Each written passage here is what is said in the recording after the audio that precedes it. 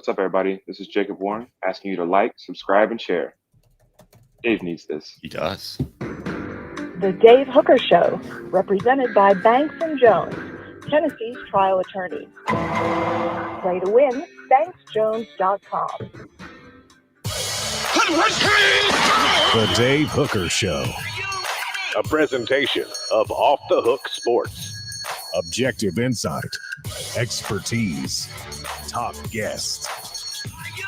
Available on YouTube, Apple, Spotify, and the Off the Hook Sports app.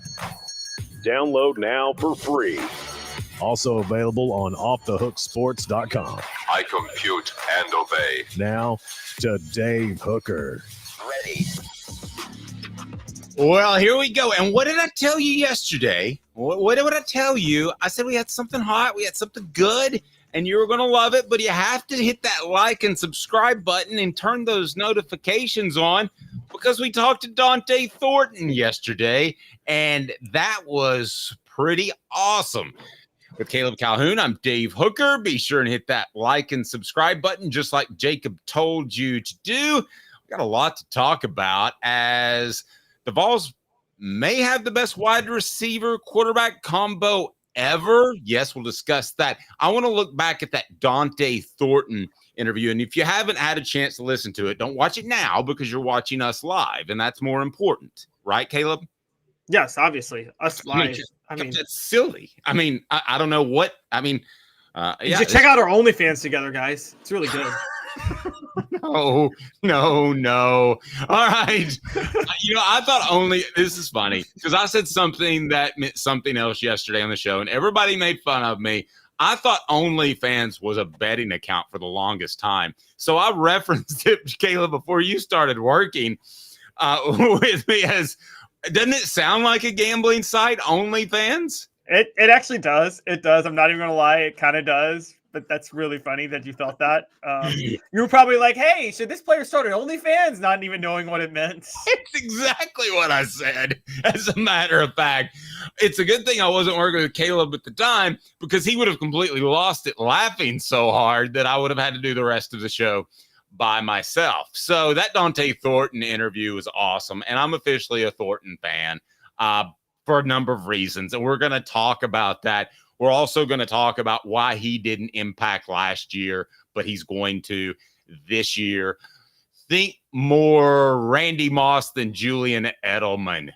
He is not designed to work the middle of the field. He's designed to get downfield. But we'll get into that. This day in Tennessee football history, Dylan Sampson and Squirrel White named third-team coaches All-SEC. Who will have the bigger year? We'll ask you that. Alabama stole the kicker, and man, they get absolutely called out by another college coach. And it's hilarious, but also it speaks to the fact that are we going to have small college football at any real sort of level as the big teams continue to take off and there's a super conference coming? Stat of the day. And we'll have your best bets of the season for the Vols prop bets and week 0 picks and bets. Caleb Calhoun, how are you, sir? I'm good. Happy Friday.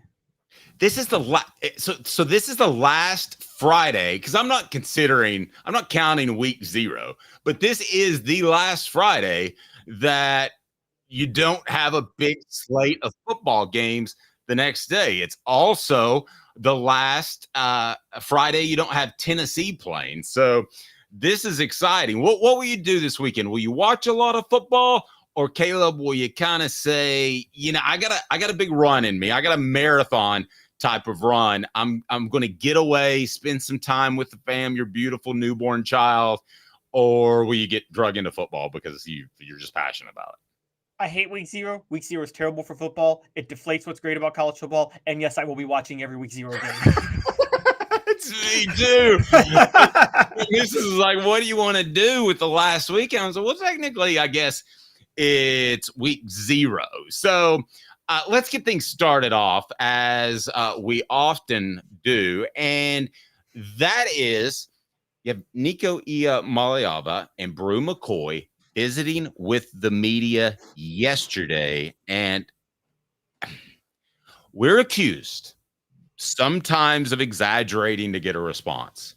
I can honestly tell you, believe me or not, everything we say on this show is genuine. When I talk to Caleb off the air, I'm like, do you really believe that sometimes? And he was like, yeah. And he's like, do you really believe that? Well, I really believe that Nico and Bru could be the best quarterback wide receiver combination in Tennessee football history. I'm going to go through it, and I'm going to tell you why. 4 Downs, brought to you by Work Trucks with an X, LLC.com. 4 Downs. 4 questions. 4 answers. The Dave Hooker Show. 4 Downs. A presentation of offthehooksports.com. Okay, let's start with the obvious. Caleb, of all the guys, now this doesn't determine that they're going to be the best quarterback wide receiver duo in Tennessee football history, but let's start with the obvious. There's no question that they are, as a combo, every bit as physically adept as all the guys that we're going to talk about. Talk and Bru specifically. Nico and Bru specifically. And there's no doubt that they're the highest rated when you combine them out of the group we're going to talk about. But that doesn't mean you're necessarily going to have college success. Tyler Bray. So let's take a look at some of these guys and talk about why Nico and Bru can be better. By the way, Bru shredded. I think I mentioned that yesterday. He's lost like 12 pounds of muscle. Caleb, would you even think Bru had 12 pounds of muscle to lose last year? No. Now, I mean, somebody referred to him as a tank once. Well, if so, he's now a very lean tank. All right, Cooper, what should people do as we take a look at some of the greatest combinations between Tennessee's quarterbacks and wide receivers? Boom. Cooper Mays here. Hit like and subscribe. All right, what down, Coop? Coop here. First down. All right, Caleb, how do you want to do this? Because we could go Peyton and Marcus Nash, or Peyton and Joey Kent. Do you want to consider them as one? Because I consider Kent and Nash to be kind of equal in terms of ability and talent level. Argue if you wish. Yes, we're going to do, because we got a lot, we're going to do a down per quarterback, basically, because some quarterbacks had multiple duos. So, and then I with these couple of downs I'm talking about, I'll let you guys in the message board see if you want to put one of those combinations above Nico and Bru. Is that fair to say, Dave? That works for me. And I'm going to go ahead and have the poll question up here in one moment. All right. So first down, Peyton Manning, Joey Kent, Peyton Manning, Marcus Nash, or Nico and Bru. Guys, to me, for it to be a duo, it has to be both sides contribute relatively equally. And a great example of this, Dave, is to me, like, people will say, like, Magic and Kareem or Bird and McHale. Well, Magic and Kareem were an actual duo. You're a Celtics fan. Bird and McHale, not to disrespect McHale, but that was Larry Bird's team, and then everybody else was secondary, right? True. Totally agree. Although I will say Kevin McHale, best back-to-the-basket player in the history of basketball. Go ahead. Okay. Well, the reason I bring that up is that you should have said Kareem on me, but go ahead. Was he back to the basket, though? He had that sky hook. I didn't watch in the 80s. I wasn't alive. But, okay, so the reason I bring Manning and Kent and Manning and Nash into it is, guys, I'm sorry. Great respect to both of them and what they did. That was Peyton Manning. You could have plugged anybody in, and they would have had those yards when Peyton Manning was throwing to them during that time. Okay. They were just guys.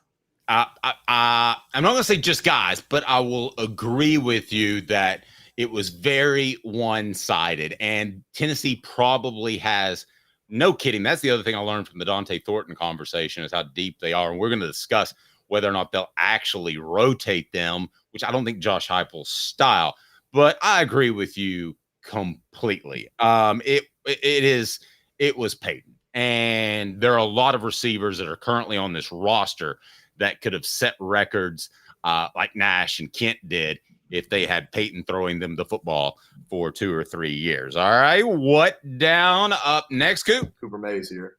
Second down. All right. Casey Clausen and Kelly Washington.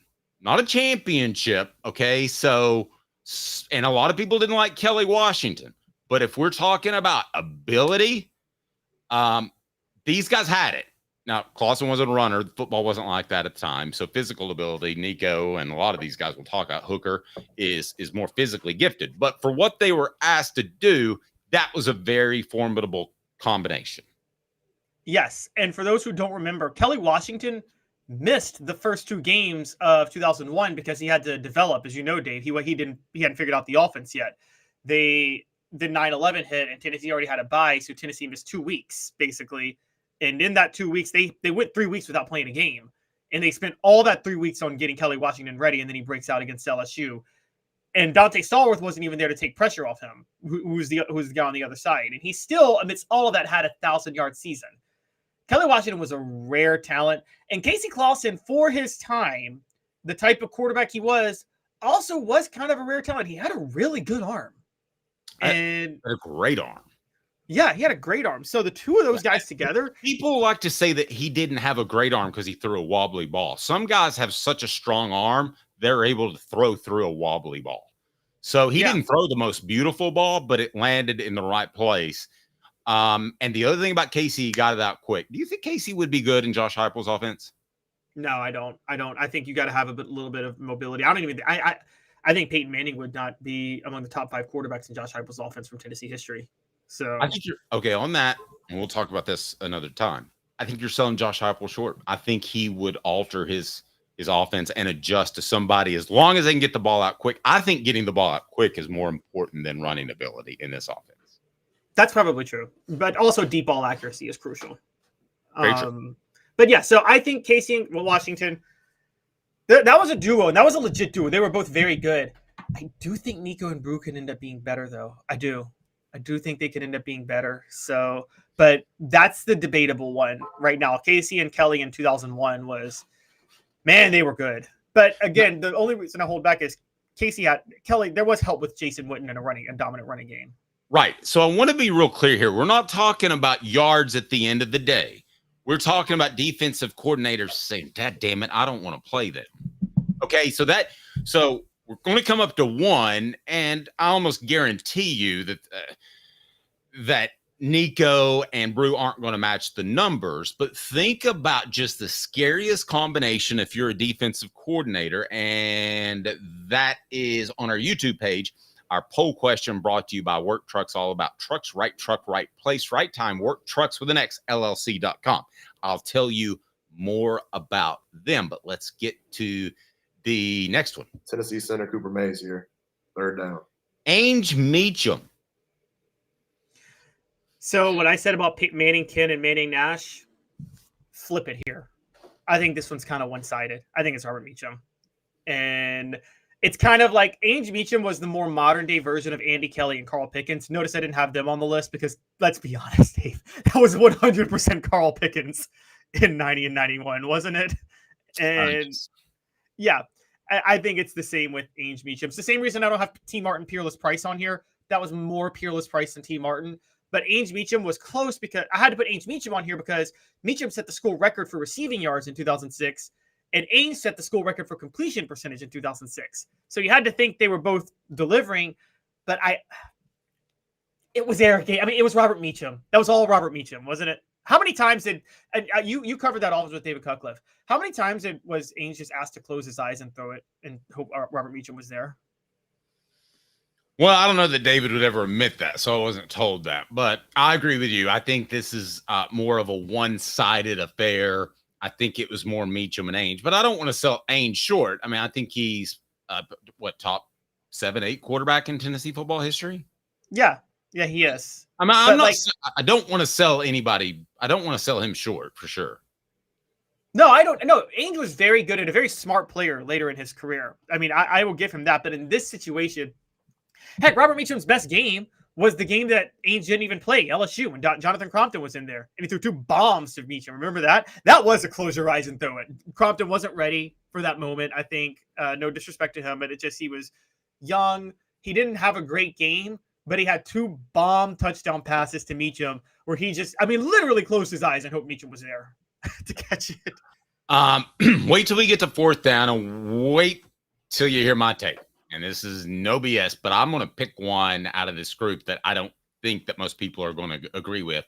Because I do my work. I do my research, like work trucks, all about trucks that are actually available.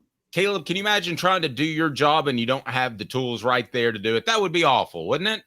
That would be terrible. Work Trucks has the perfect work vehicle where you can have all of your tools and necessities right there, and you don't have to go back and forth to the shop, and you can save money because time is money when it comes to being a contractor. The process is quick and easy when choosing a vehicle for work trucks, cargo vans, utility body trucks with an iPod work bodies installed.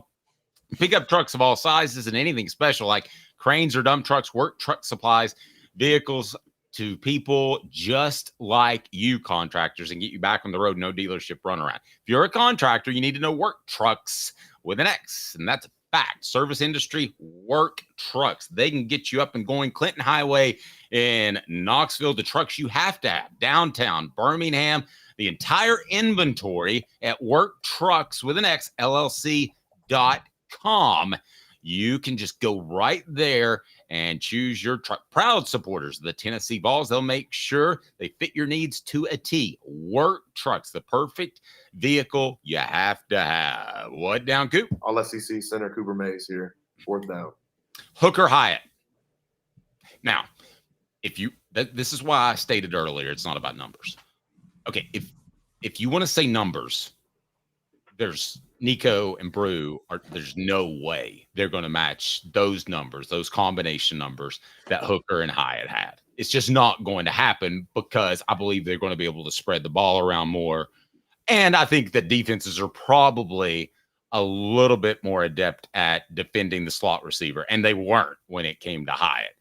So, Caleb, how would you compare Hooker Hyatt to Nico Bru? Well, and for 4th down, I had 2 Hendon Hooker ones, same way I did with Manning Kenton, Manning, and Nash. The Hendon Hooker, Jalen Hyatt one, yes, it was a duo, but it's really weird to say, Dave. It was largely a successful duo because of the guy we're talking about right now in this duo, Bru McCoy. Bru McCoy commanded so much attention, right, that it cleared space for Jalen Hyatt to make plays in the slot. And I actually think that, so even though it was it was a combo, it wasn't like Hyatt was, people don't know this about 2022. Jalen Hyatt wasn't the go-to receiver. It's a lot of times he wasn't, you're right. Yeah, the plays ended up with the way the defensive coverage was. The plays ended up, he just happened to be the most open most of the time. I actually think a more impressive duo to me was Hendon Hooker and Cedric Tillman in 2021. Where Cedric Tillman had over 1,000 yards because Tillman was Hooker's go-to receiver, and he was looking his way. And so I know it's weird, and I'm getting into the weeds of football a little nuanced, Dave, but I think Hooker and Tillman was more of a duo because Hooker, when he took the snap, he looked Tillman's way first by default. On the message board, who was Andy Kelly throwing to? Carl Pickens. The reason we didn't include that, no offense to Andy, who we love, but we think that was even more one-sided than the other ones that we mentioned. The best, this is going to surprise you, the one that defensive coordinators would not want to face of that group, it's Casey Claus and Kelly Washington. Right when they hit their groove, they were getting really good. And then Kelly suffered the neck injury in Georgia. To me, formidable physically when it comes to strong arm, when it comes to physical ability of receiver to get open, make plays in space, be fast. If Bru and Nico were like that, Tennessee's in good shape. I would take those two if Kelly Washington stayed healthy over the rest of the group. Am I crazy? No, you're not. You're not. I want to answer this question real quick from Game No Bueno because he said, but I thought Hendon only threw to the second read 16 times the year of Hyatt. You are right, but just because Jalen Hyatt wasn't his first option doesn't mean he wasn't his first read. Jalen Hyatt was his first read after he snapped the ball because he saw the coverage beforehand because of the way the coverage lined up. There's a difference. We got to throw a couple others in here real quick, Dave. Tyler Bray and Justin Hunter may have actually been the most physically gifted duo. And, Justin Hunter had over 1,200 yards in 2012. But nobody remembers that because they went 5-7. I would take Kelly. I would take Kelly over Hunter. But Hoghead, what about Bray? what about Bray? Bray's slightly more gifted than Casey. If he had an A+ arm, Casey had an A. Washington blew up the 2002 team even before the injury. He did create a distraction, but I could go ahead and tell you there were like 3 more bigger distractions as players on that team. That team had a lot of selfish players, so don't buy that narrative completely. There's something to be said for that, but if you had to place Nico and Bru among that list, do you think they'll be better than Peyton and whom he's throwing to, Casey and Kelly, Ainge Meacham, Hooker and Hyatt, or possibly Tillman? Where do you think at the end of the year Tennessee ranks? Because I'll tell you right now, this is going to surprise you. I don't think they'll rank high as a combo, because I think Tennessee's going to spread the ball around, and we're going to talk about how Tennessee's going to play more wide receivers based off our interview with Dont'e Thornton Jr. But where Dont'e Thornton so where would you have them ranked? I think they're going to be number 1. They may think, we'll talk about this, I don't think they're going to spread the ball around as much as people think. And I think now coverages are now more reacting to the slot than the wideout. So I think Bru is going to catch a lot of people off guard. And I think that's going to be the story there. 2 more real quick. I mentioned Justin Hunter. I also want to mention Tyler Bray and Derek Rogers were good in 2011, but they again went 5-7, and Tyler Bray was hurt half the year. Just 2 last ones before we move on from this topic, Dave. This is the most overachieving, and I will use that word overachieving, the most overachieving QB wide receiver duo ever. Eric Ainge, Lucas Taylor. Talk about 2 guys who, Lucas Taylor should not have been a 1,000-yard receiver. And it's incredible that he is. But the first great quarterback wide receiver duo in Tennessee history, I'm just going to throw a bit of history out at you guys. The Swamp Rat himself, Dewey Warren, and Richmond Flowers in 1967. Honest story. When I thought of this topic, I almost texted Dewey's daughter, who I know, to say who is his go-to guy, because I don't know the history as well as you do, but that's pretty darn good. Johnny Mills in 1966 and Richmond Flowers in 67. Mills had more yards, but Flowers earned All-American honors in 67. Pretty good. I was going to have to do some research to do that. Fantastic job. All right, here we go. What the H? What the?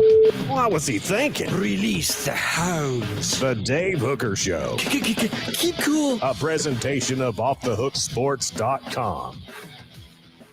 So talking to Dont'e Thornton yesterday, and if you haven't heard that interview, go back and listen to it, because what a fantastic young kid. The days of transfers and junior college players being antisocial, potentially troublesome, are over in my mind. I've officially put that to bed. I've heard nothing but great things about him. I give Josh Heupel credit for recruiting those guys. But one of the things that Dont'e Thornton said, and it was talked about at the press conference when Nico met with the media as well, is how deep the receiver room is.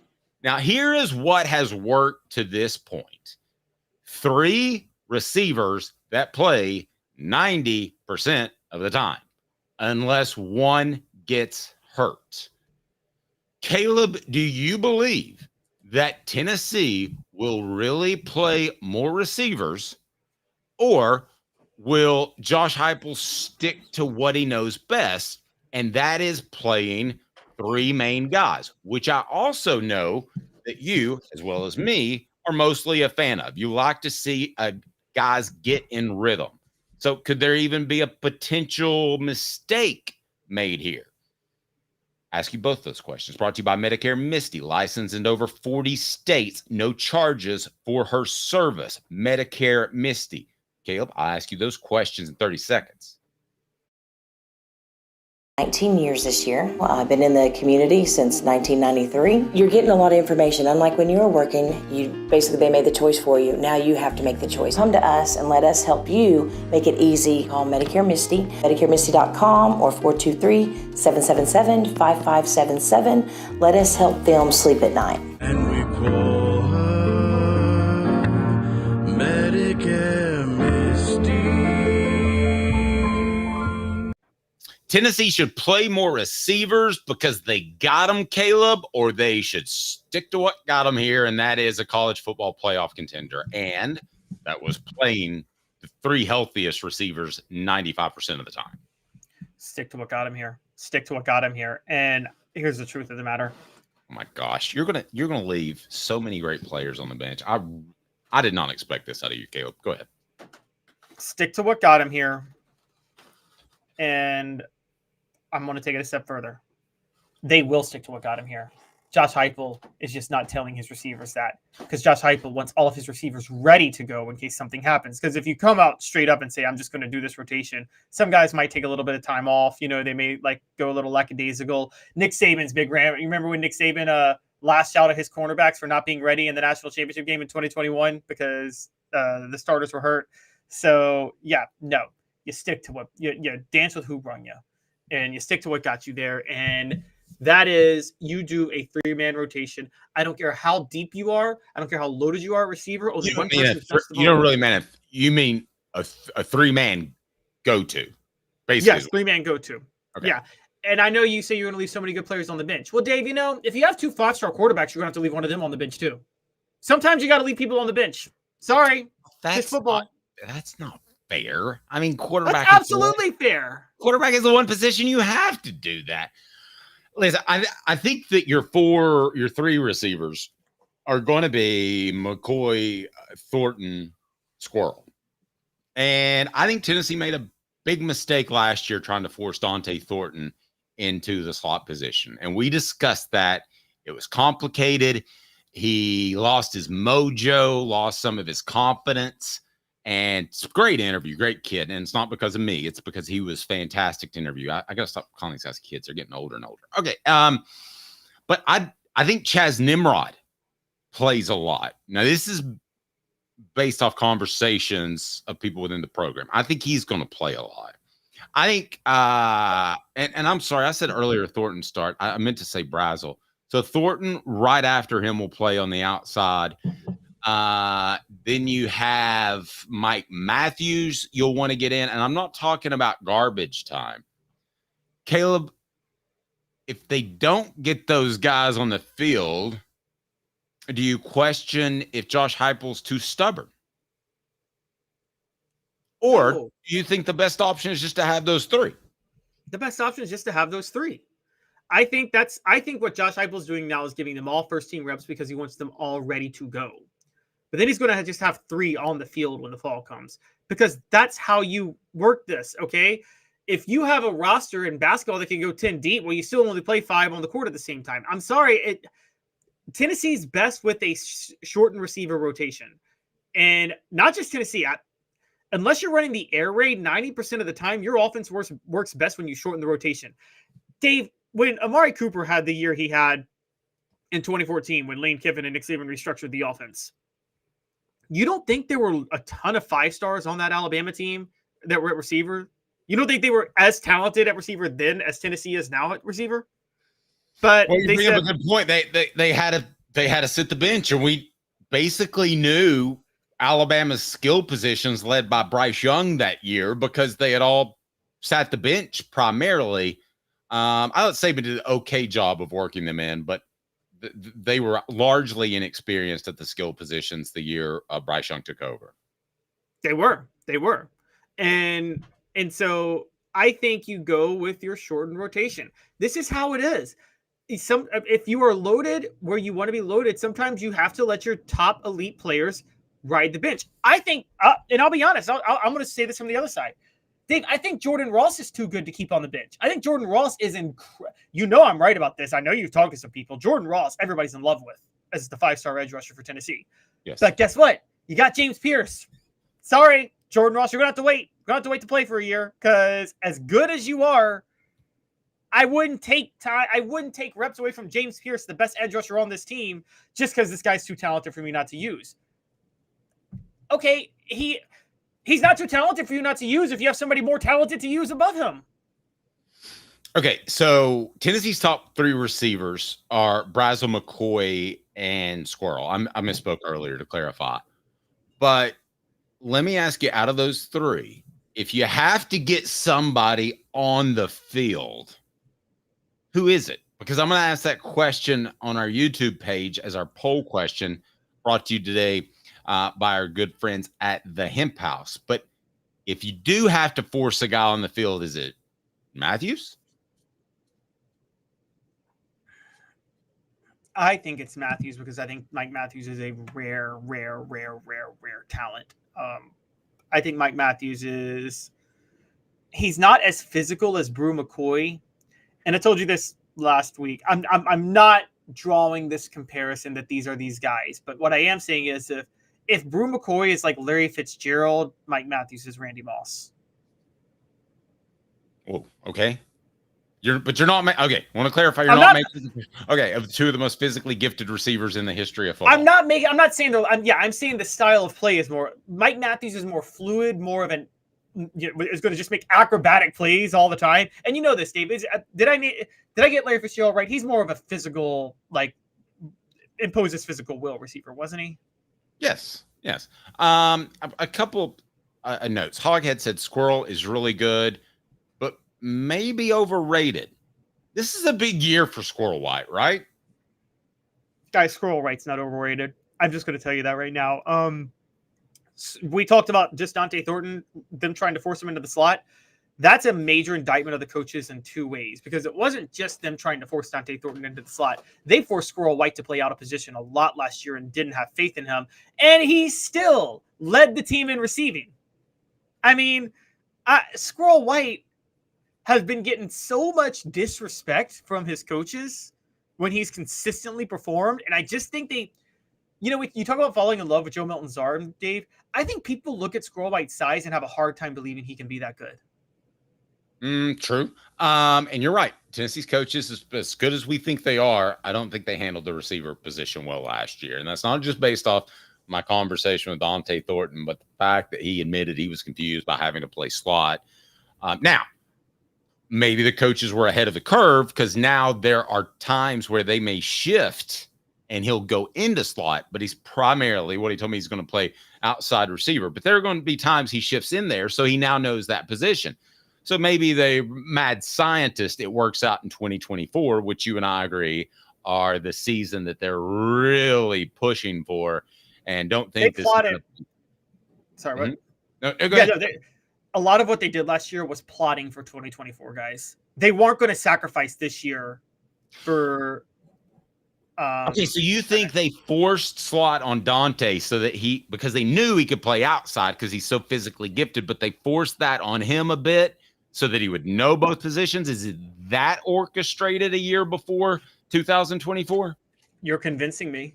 You're convincing me that they were. Convincing me too. I mean, I think they did a lot of that last year. Look, here's the thing about Tennessee, and I think you know this within the program, but just look at the play calling they had last year in a lot of games. Josh Heupel's entire philosophy was keep the program afloat to where 2022 doesn't look like a total fluke, right? That was all he wanted to do. Yes. And he kept it afloat. 9-4 is not what you expect after going 11-2. It's a letdown, but 9-4, going 9-4 after going 11-2 isn't like oh my gosh, what's wrong with the program? That was a fluke. He kept it afloat to not mess up his recruiting, and then he could plot all in on 2024. Somebody asked me if I could feel confidence oozing from Dont'e Thornton. I guess it wouldn't be confidence, and the first word that came to my mind was contentment. That's not the right one either, because you're happy with where you are. How about confident? Because he thinks he's going to be used in a different way. He's comfortable with the way he's going to be used. Let's say something happens to Squirrel or defenses make him shift into the slot a lot. I think that Dante's going to be comfortable with that where he wouldn't be otherwise. But let's go to our poll question here and see where you stand. because I'll ask you this question. The Vols have to play Dont'e Thornton, Mike Matthews, Chaz Nimrod, or stick with the top three. Dont'e Thornton, 34% of the vote. Mike Matthews, 52% of the vote. Chaz Nimrod, who's going to be the fourth leading receiver if everybody stays healthy, I'll go ahead and tell you, gets just 10% of the vote. He might not excite you, but I'm telling you, the guy's bigger. He's more physical. Well, I will say he's bigger and has the ability to be more physical. You've got to want to be more physical. You got to want to lay your hands on people. I don't think that's his nature, but I've covered guys that have been able to overcome that. So this is big for him, but he's got to go out there and knock some people around because Tennessee's offense asks its receivers to block quite a bit, and we all know that. So, Caleb, of those three, if I made you pick, who absolutely has to play? Well, if one of them had to play, you'd be Mike Matthews. But I say that from rare physical gifts. I do believe if what we're saying is true, if Dont'e Thornton is that comfortable to switch in and out, you might see him. But Dave, are you sure Dont'e Thornton's not going to beat out Chris Brazzell for that number 2 wideout? Now, the only reason Chris Brazzell would probably win is because because Brazzell has the hands. Yeah, and he can attack a football. He's got some special qualities. I think he's going to be Tennessee's third best skill position player behind Nico and Bru. Is that too Where strong? Is this hate for Squirrel White? I don't know. I think Squirrel was playing out of position. He's going to be good. I think he's just perfectly fine. I mean, come on. Squirrel White's top 3. You got to put him above Brazzell. No, I don't think there's any debate on that. The show represented by Banks and Jones, and we absolutely loved him. Banks and Jones, Tennessee's trial attorney, play to win. Other lawyers say they'll go to trial. They won't. Banks and Jones absolutely will. And concerns for Tennessee's upcoming season? Yeah, we've got a couple. We'll share them in 30 seconds after we tell you about Banks and Jones. Well, it's because they're Tennessee's trial attorney. You can play to win with Banks and Jones because they'll go to trial. You've heard of other lawyers. They say they'll go to trial and fight for you. They won't. They just want to settle. That's the easiest way out. Well, that's not Banks and Jones, led by T. Scott Jones. They won't settle. They'll go to trial for you. Tennessee's trial attorney. They play to win. Truly, Tennessee's trial attorney when it comes to criminal defense or personal injury. Why settle? It's Banks and Jones. T. Scott Jones. BanksandJones.com. The Dave Hooker Show, represented by Banks and Jones, Tennessee's trial attorney. Play to win, BanksJones.com. You're listening to The Dave Hooker Show, a presentation of OffTheHookSports.com. The internet is full of pictures of each and every one of you. Available on YouTube, Apple, Spotify, and the Off the Hook Sports app. Download now for free. Is there nothing you people can't do? Also available on OffTheHookSports.com. Can I just share this as I talk to a lot of people within Tennessee's program? There's no contention among anyone that Squirrel White might be overrated. Zero. So I don't want to get that started as something that we think is the case because we both love him. I mean, he was named one of the freak athletes.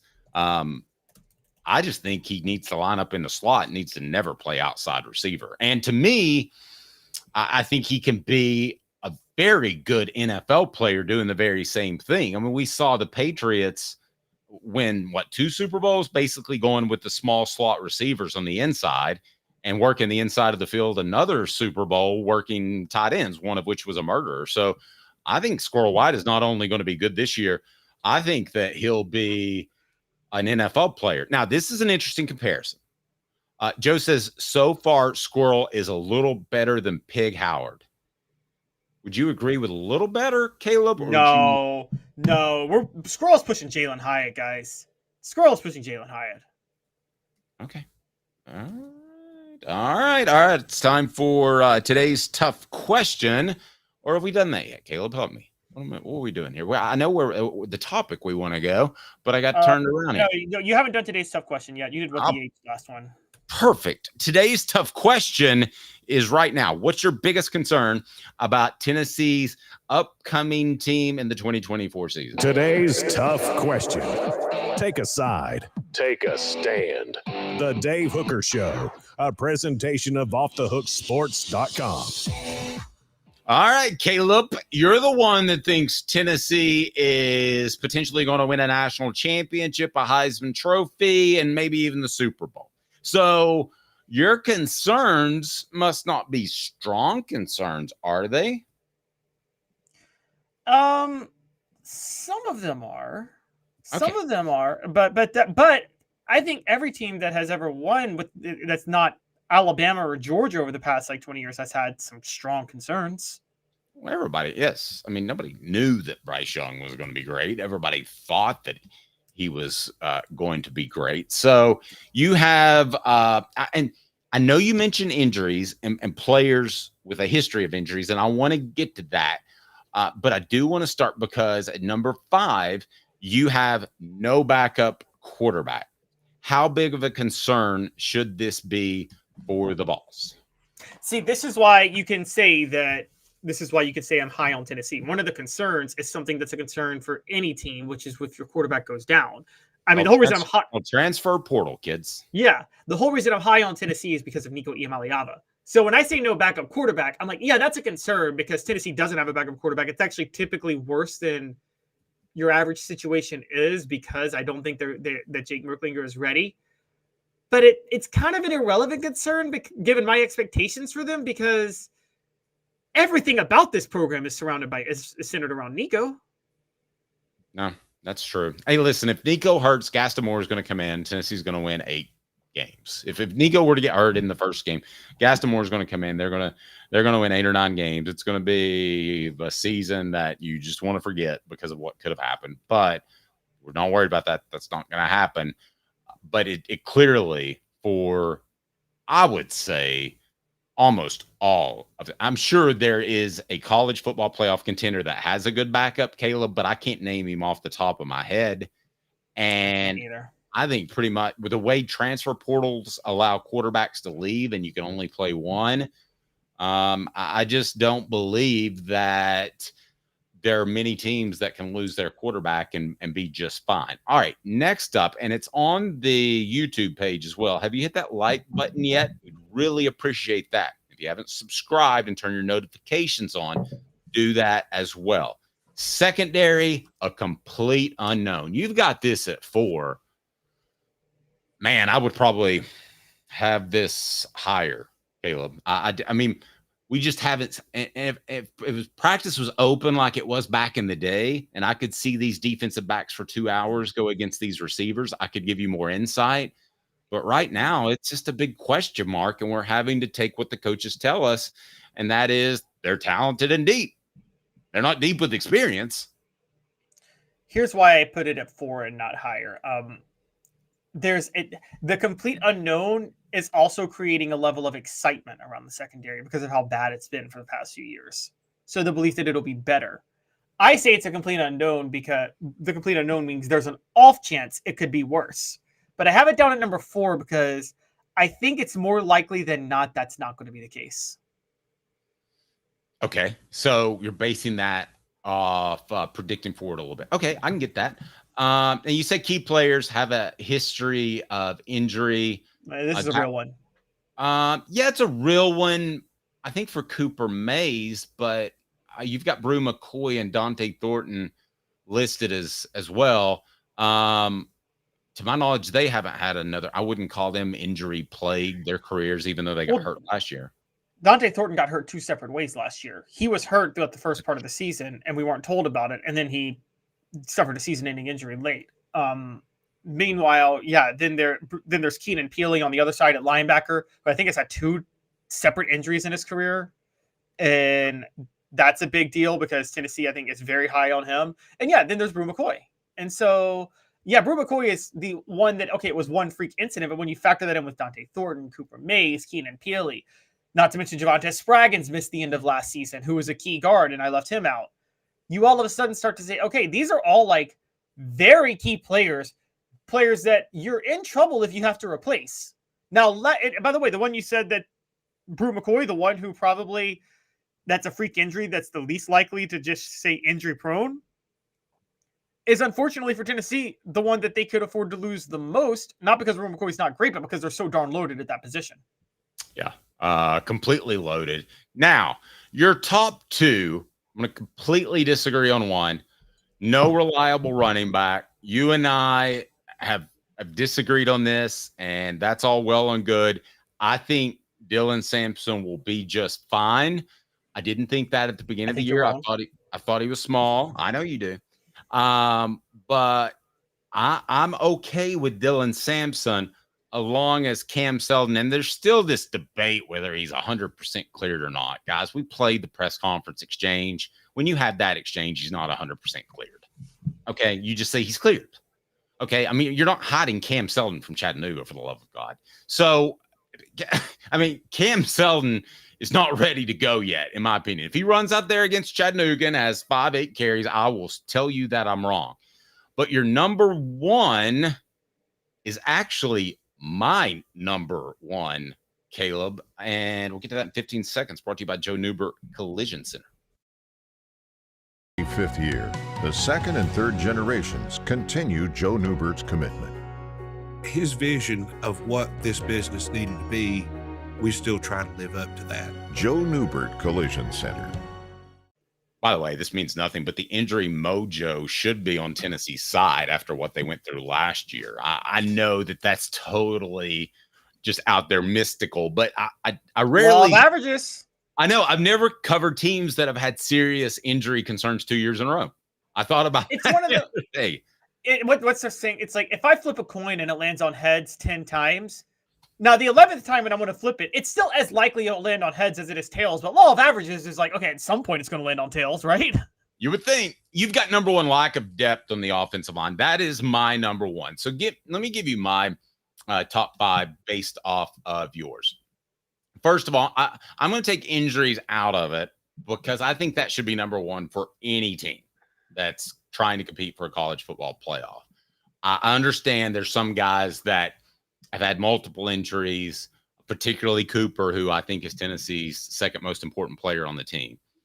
I would rank it like this. I would rank lack of depth on the offensive line. I would rank secondary a complete unknown. I would have no reliable running back. Actually, in the next spot, and no backup quarterback, which you had last as well. And the reason is what we just gave. Something happens to Nico, the whole parameters of the season change, and that's just college football. Wait a minute, Dave. You totally disagree with me about the running back situation, but you're keeping it on the list? No, I was ranking your list in my mind. I still think it's a concern, but you don't even you still think you think it's even more of a concern than the lack of backup quarterback, meaning you do think it is somewhat of a concern. Well, but you tried to come down on me. Okay, come down on me. I think lack of backup quarterback changes everything. So, I mean, that's like, to me, that would be like putting on your list Josh Heupel becomes the head coach of the Dallas Cowboys. No, because I didn't put on the list Nico gets hurt. I put on the right, but that would completely change everything, right? It would. Okay, but here's where lack of backup quarterback is. Let's say real issue. Tennessee's playing Kentucky. I'm just throwing out a team, Kentucky. It's not for the season, but just for this one game, Nico Iamaleava gets hurt. Okay, so you gotta get through it with your backup quarterback for one game. That's where it becomes a concern because Tennessee doesn't have a backup quarterback, I think, capable right now of keeping the offense going to win a game against a solid SEC opponent. Gaston Moore is saying, I'm your huckleberry. They'd be fine. In that situation, Caleb, I'm telling you, unless it were to happen against Georgia, against every other team they play, if Gaston Moore had to get them through a quarter, you're not talking about a replacement. No, I'm saying for a full game. I'm saying a full game, not a quarter, a game. Nico is missing Kentucky. He's ill. He's got COVID. I don't know. Before or during. Okay, that's two different things. either before or goes down in the first drive, like something like that.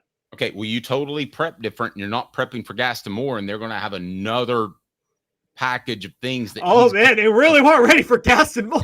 Only John Chavis would struggle with that. I am telling you, Gaston Moore can run this offense.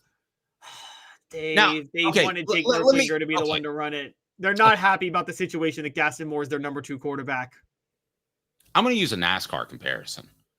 The car is so good that you can have a top 10 finish with a very average driver. For goodness sake, Michael Waltrip won the Daytona 500 twice.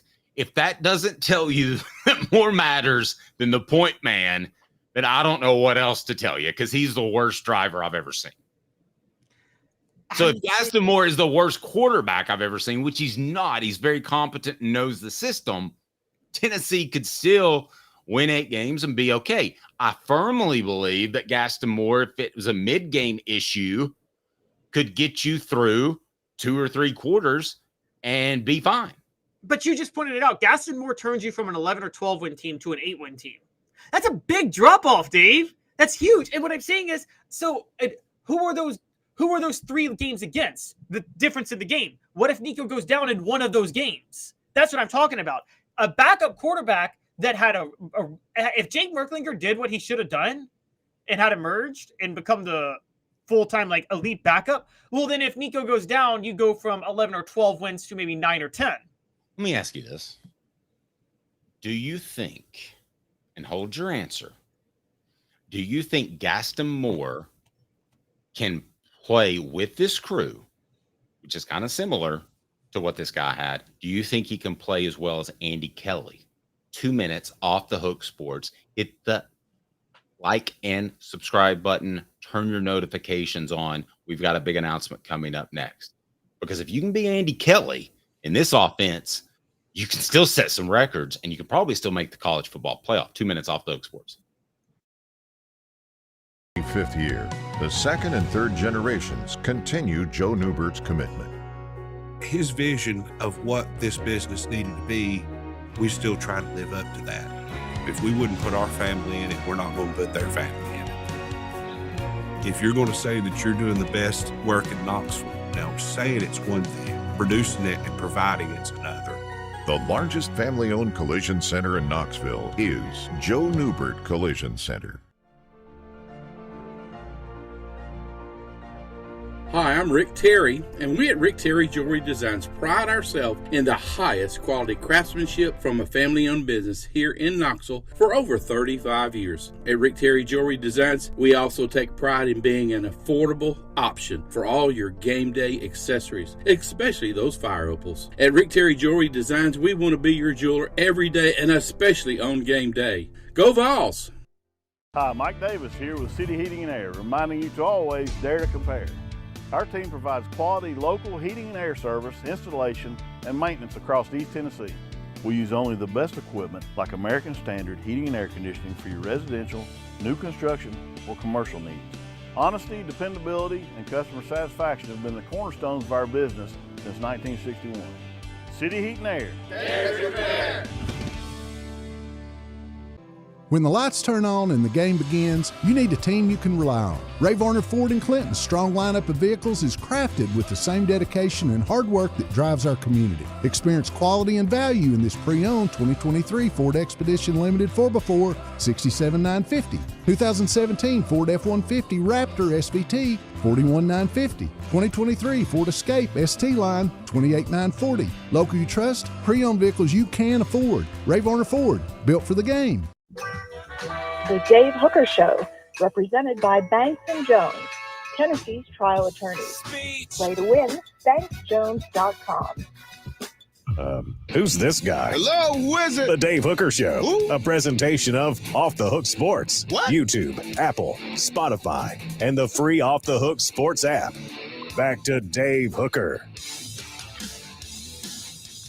Okay, Caleb, this is not going to happen because he's older than I am.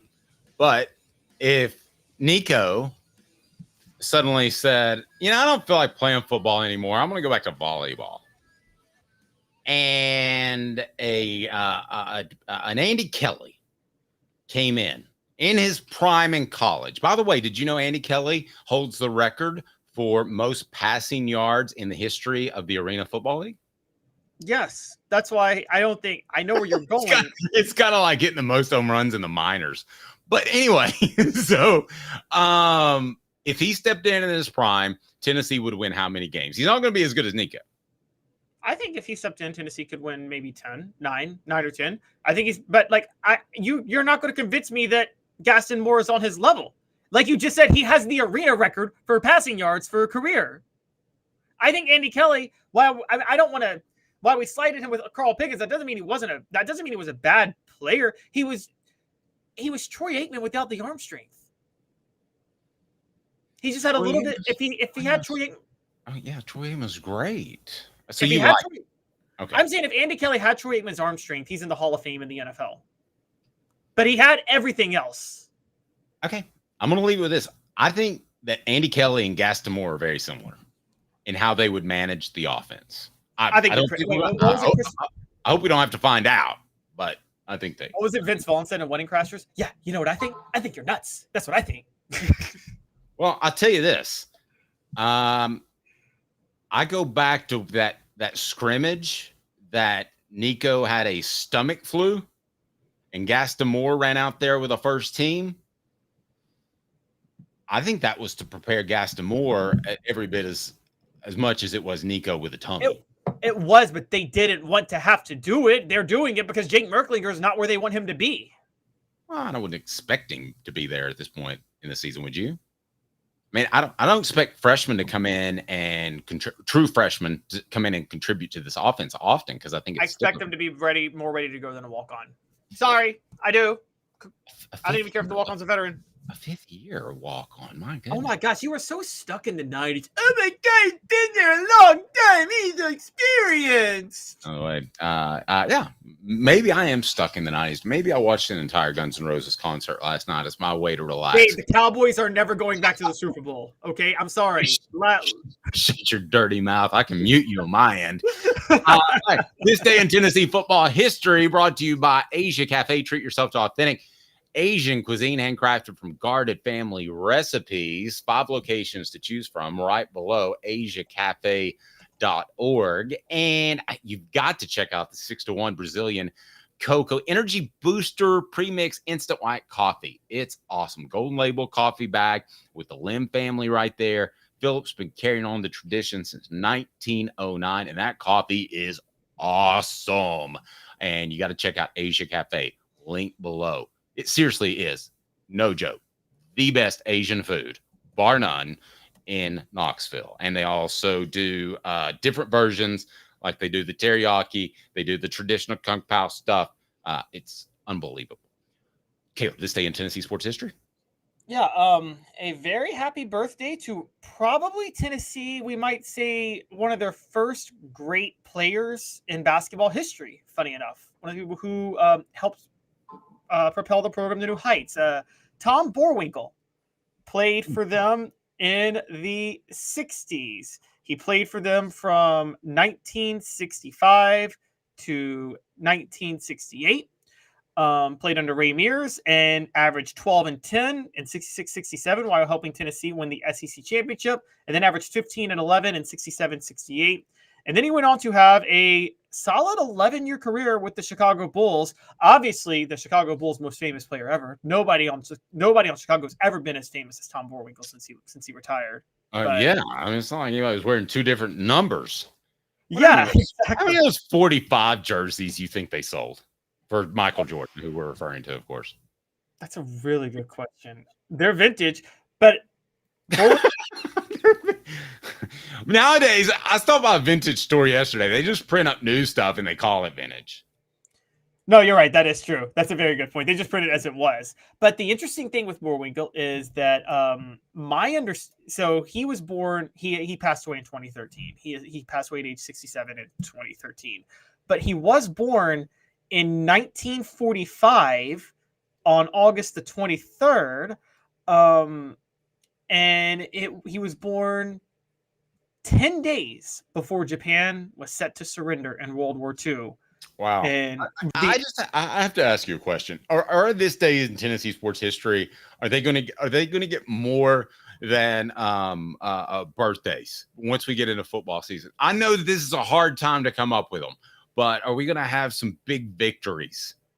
Like if we go Mike Stoll, Tennessee offensive lineman, watches our show every day, and if we go past the miracle at South Bend and you don't include that, he's still a big dude, and he's willing to come to your place and beat you down. Well, Dave, yes, of course we are. But how do you expect me to do? There were some big wins on this day when no football game ever was played on this day in Tennessee history. There. And that's a whole freaking summer until, first of all, until the 80s, it wasn't until the end of September when the season started. True. Tennessee got the short end of the stick, in my opinion, with Cooper Mays and Bru McCoy being the only two all-SEC players named by the media and the coaches first and second team. Now we have all-SEC. Now we have a preseason coaches all-SEC football team announced that includes some other guys. Give us a breakdown of what Vols fall where. So, and our community that we've built is going to have a very fun time coming at me going, I told you so, Caleb. But Dylan Sampson is a third-team All-SEC running back. Well, let's get. I mean, do we want to go ahead and mention them all? Do we want to go ahead and get them all, or do we just Okay, so look, Cooper Mays and James Pierce are both first team. Okay. Dylan Sampson and Squirrel White are both third team All-SEC. Voted on by the preseason coach by the coaches for the preseason All-SEC yesterday. Game No Bueno posting. I love the media sleeping on dudes. Wait till you hear this. All right. The question is, now that we have Squirrel and Dylan Sampson on a list, who will have the bigger season for the Vols? Squirrel White or Dylan Sampson? Caleb, I think I know where you're going, but you continually surprise me. So what do you got? Squirrel White. That's Squirrel White. Oh. Come on, Caleb. At the very least, Dylan Sampson's going to go out there and be the first team tailback throughout the season. Is he big enough to handle the beating? I don't know. But based off looking back at the running backs in which Josh Heupel has had success with, they're smaller, quicker guys. Dylan Sampson's going to have over 1,000 yards from scrimmage. Easy. Squirrel White, with the depth of that receiver group, is going to be lucky to have 600. Wrong. Squirrel White is the go-to slot receiver. He is going to be at worst, the number 2 receiver on this list. And here's the thing. Heupel runs it more than he passes. Yes, we acknowledge that. But he also uses more running backs than he does receivers. This goes back to our earlier topic. He's going to have a shorter rotation of receivers than running backs a lot of times. And receivers average more yards per touch. Squirrel White will have more yards from scrimmage than Dylan Sampson this year. I think Tennessee could be on the verge of doing something that I don't know if anybody's ever done. They could be on the verge of 2,000-yard receivers this year. And Squirrel White's going to be one of them. Dylan Sampson ain't getting 1,000 yards from scrimmage. I will bet you everything he doesn't get 1,000 yards from scrimmage. Okay, bet on. I would have rolled with you until Brazel showed up. And I would have said Squirrel White would be the Tennessee second leading receiver, but I just hear more and more about Brazel. I believe firmly it's going to be Dylan Sampson. I do not have any concerns about his ability, and I don't think you do either. The concern is about his size. In a perfect world, Tennessee would have 2 Dylan Sampsons, right? So that if one got a little banged up, they could play the other one. Or would you want somebody bigger? I don't even worry about the size. I think it's his willingness to block, his toughness. Okay, can I share this with you? And this goes back to before you and I knew each other. Cooper Mays told me that Dylan Sampson was one of the hardest workers and watch out for him. And sure enough, he had an impact in year one, which is tough to do because Tennessee had two running backs above him on the depth chart. And he had an impact last year, despite two running backs ahead of him on the depth chart. So I think the kid is way smart enough, and I've heard this from other people, that if pass protection was an issue, and I believe it was at the middle of last year, and I think there were a couple of obvious blown ones against Iowa. However, I believe that he's smart enough to know how to address that. Now, I'm going to tell you guys, and you don't want to hear this, but this is how Caleb can be 100% right. And it's what he's basing his opinion. Which usually happens. 50-50 at best. But it's willingness, and he's got to want to put a hat on somebody.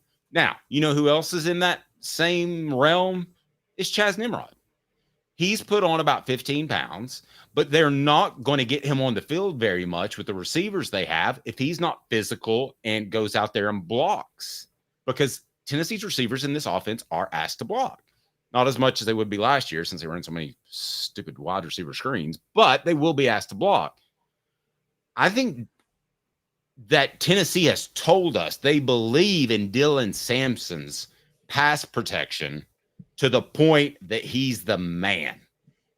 If not, I think they would have done something else by this point in camp. Hit like and subscribe. And I just realized, for all of you out there that might be watching on Twitter, we appreciate that. We can respond to you on Twitter as well, and we'll do so. Retweet us and hit the like button as well. Caleb, the high end for Dylan Sampson is what? The low end is what? I think the low end's like 500 yards, but I think the high end is I think is right at 1,000. I think he'll have like 800-ish yards from scrimmage this year. Okay. The pass protection issue, do you agree at all that Tennessee wouldn't have him as the first string tailback if he wasn't better in pass protection this year as opposed to this time last year? See, I don't know or do you just think they're stuck with him? I have seen this coaching staff believe, and I think Josh Heupel believes this sometimes, have players not ready to start at a position and believe that they just force them into the role that their weaknesses, that they'll shore up their weaknesses. Does that make sense? Yeah, that makes sense. And I think that they're trying to force Sampson into pass pro, and so that's why they're starting him. I could believe Cooper Mays. Maybe look, it can be one of two things. Either Dylan Sampson is not physical and doesn't want contact. 2, he's saving himself. Or 3, and this is very possible, maybe he picks it up in practice and then he sees the crowd and the lights come on and everything's like that, and he just kind of freezes up.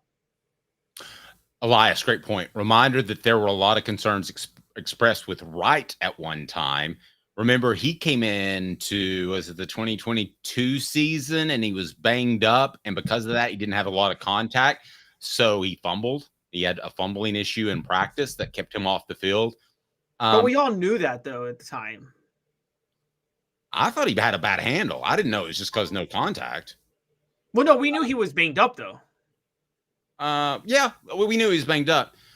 I'm who's first team All SEC at running back?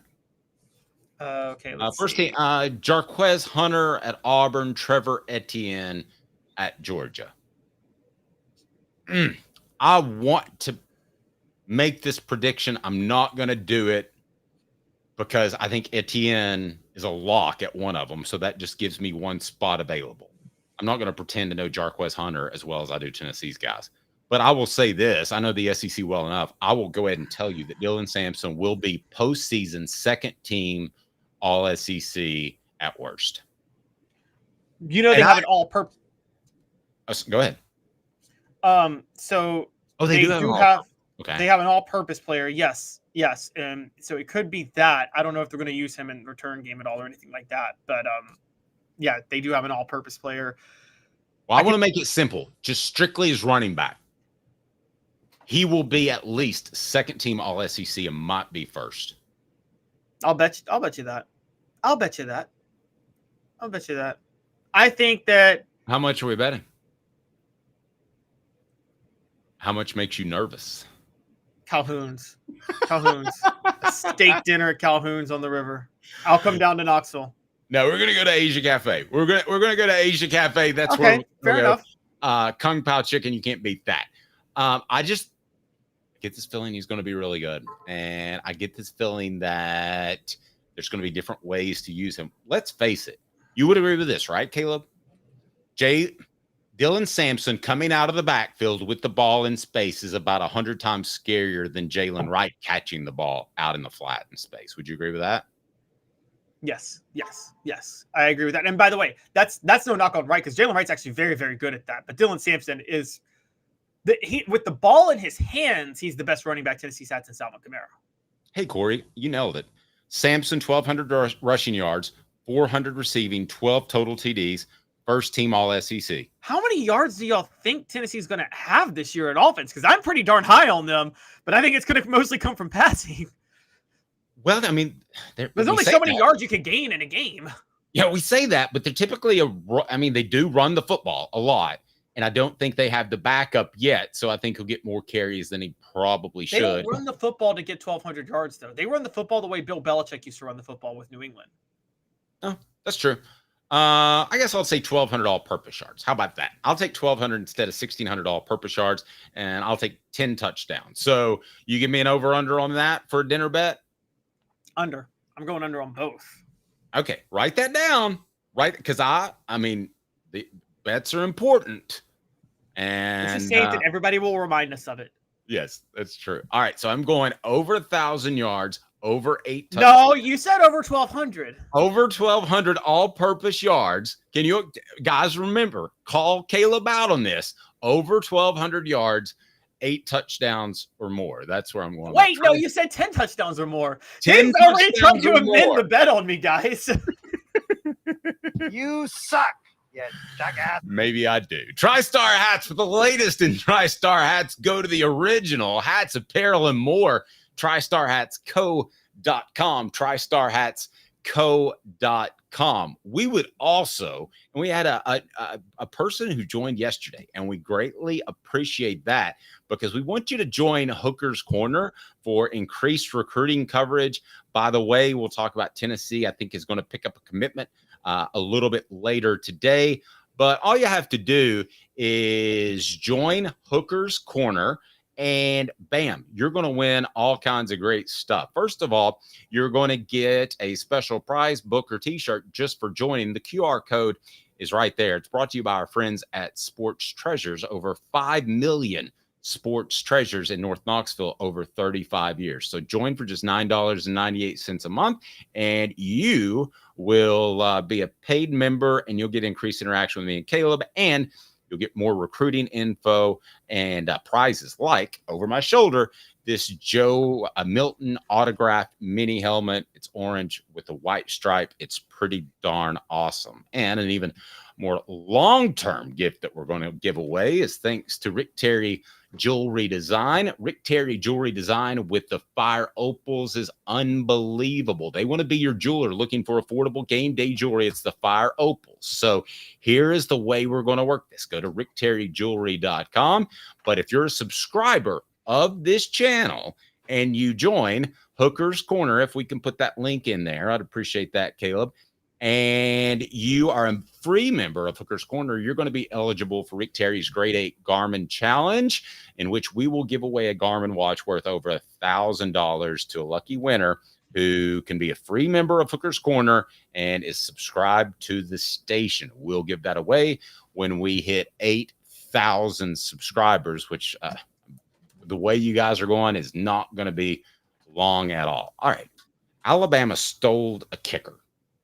And steal is not the right word. They outbid for a kicker. But we have a very intriguing reaction from a coach about his player going to Alabama. Now, the question I have is not about the transfer portal. We know that's a thing.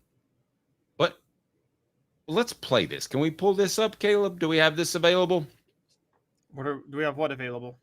Oh, sorry. I'll send that to you. It's on the link on the rundown. If you can pull that up. So you're asking about the Alabama story. You want me to tell you the full story of what was said? Okay. Well, no, the video is awesome. Can we pull the video up on the link? Yeah, let's pull that up.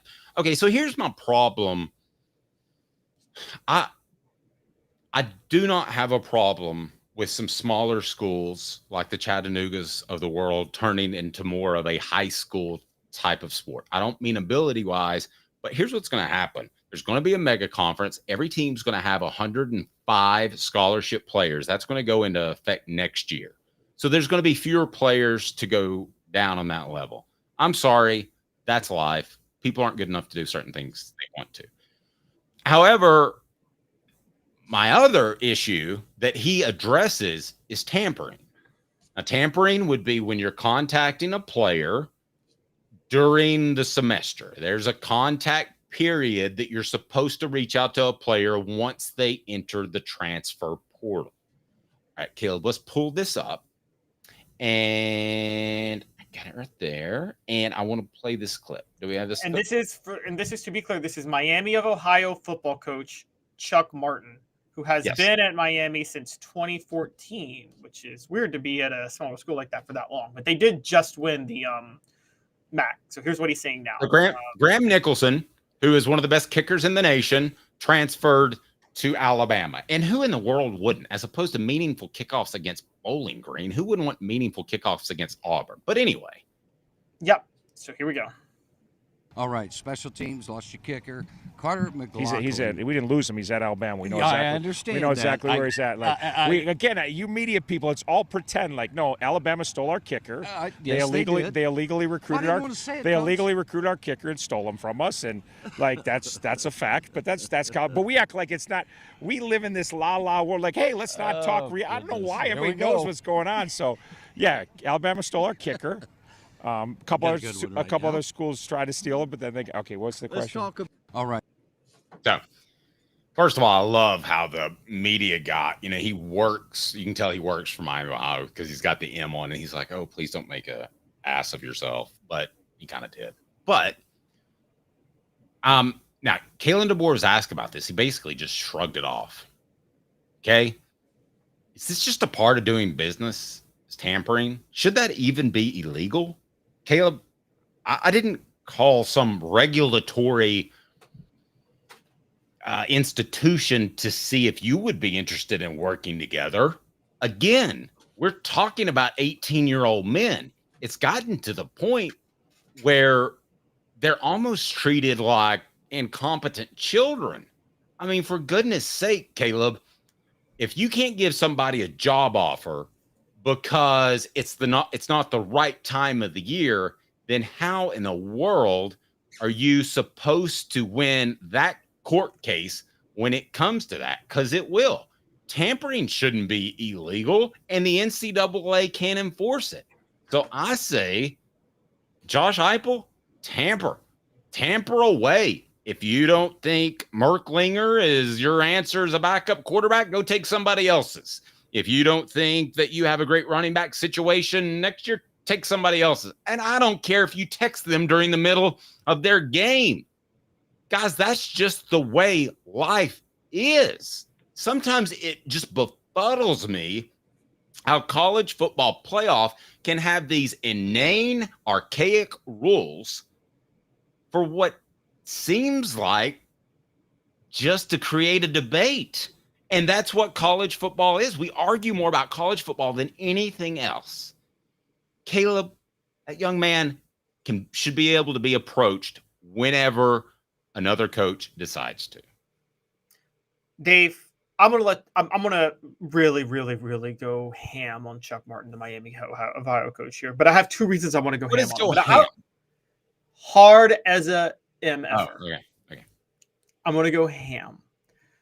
But I'll let you decide which way I should go. I'm going to hit him on both of these, but you tell me which one I should lead, because I got two problems with this. I have a problem with what he said about, quote, you media people, and I have a problem with his idea that his kicker was stolen. Which way should I go first? The way his kicker was stolen, which he believes he was contacted, which would be tampering during the season, obviously.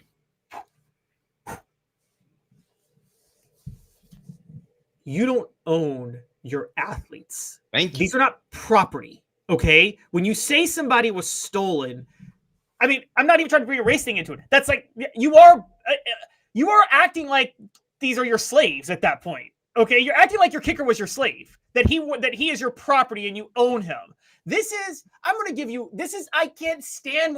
I can't stand this in business. I can't stand this anywhere. When someone says you stole my asset and the asset is a human being looking out for his own future and his own well-being, that is the most annoying thing. Derek Dooley said that going into 2012 when he said, schools just poached our staff. They didn't poach your staff. Those staff members were looking for better opportunities for themselves. Okay.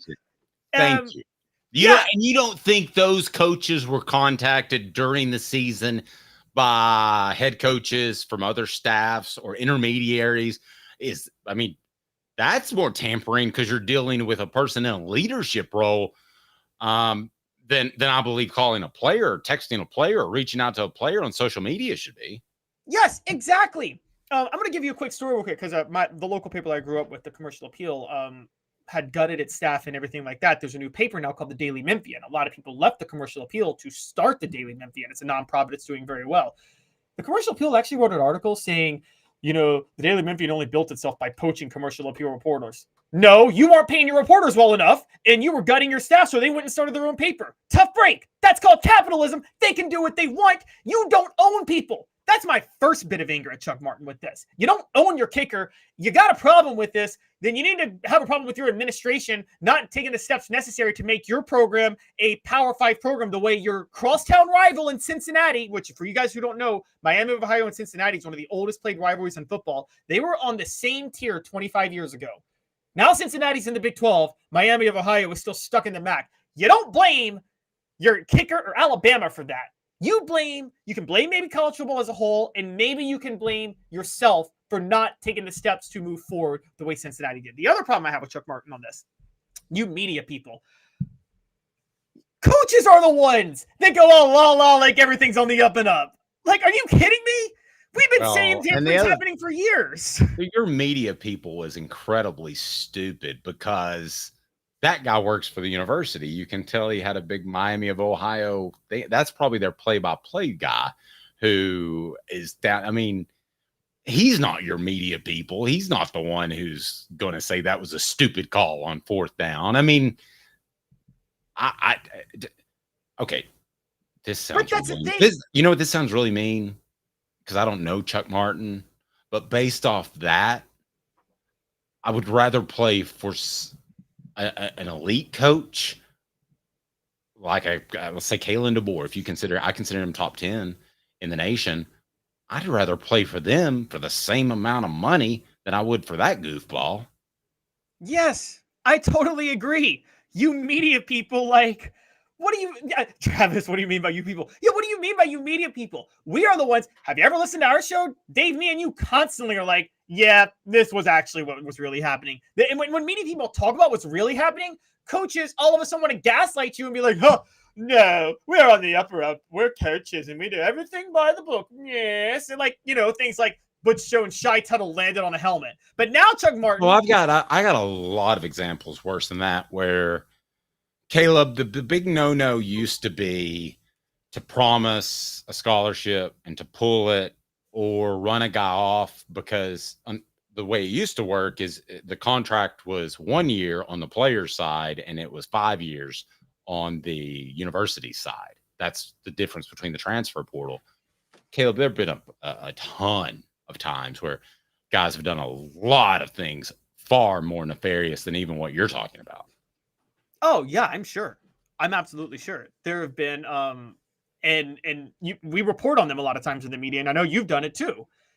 So for a coach to complain about that, when you know the coaches are at the peak of pretending everything is, what did he say? His exact quote was, you want to think, I'm sorry, I just want to pull it up real quick because of the way he said it. Because it was just, he said, we live in this la-la world, accusing media people of living in this la-la world. Coaches pretend their football program is a la-la world all the time. Like, they are the worst of that, where they pretend it's their la-la world. So, I'm sorry. This is absolutely ridiculous. Someone had a great point on this, and I saw it on the side. It's like, it's true. Everybody loves capitalism until capitalism's done to them. I've always said that. And, CEOs and people will be like, I love capitalism until my employee can negotiate a higher wage because somebody else is going to hire him or poach him. Then they hate capitalism all of a sudden. That's what you're seeing here with these coaches. They love the capitalism when they can shop themselves around for whatever school pays them the most money, right? Oh, that's just the market. That's just the free market. When their players do the same thing, they're getting poached. If Chuck Martin ever leaves for a bigger school, would Miami of Ohio say that he was stolen? No. Hey, I'll tell you this too.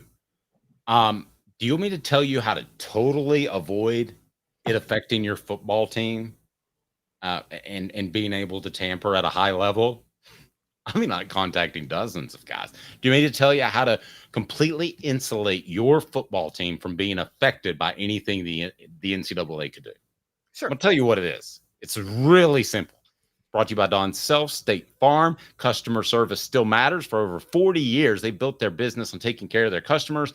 Greater Chattanooga area, call 423-396-2126. Go to donself.net, donself.net. You schedule Chattanooga. That's all you do. Because Kirk Ferentz at Iowa just got suspended for a recruiting violation for one game. Steve Spurrier knew to do this. He scheduled preseason games, the 2 games before they played Tennessee. You just schedule an easy opponent. So if Josh Heupel tampers like a mother, I mean, he goes out and he's texting like crazy. He's texting other players in their games while he's on the sideline calling plays. He'll only get suspended for one game. And that can be the Chattanooga game. And maybe then you're able to give Tim Banks a little run and see what he can do as the head coach. Big whoopity deal. No, you're right.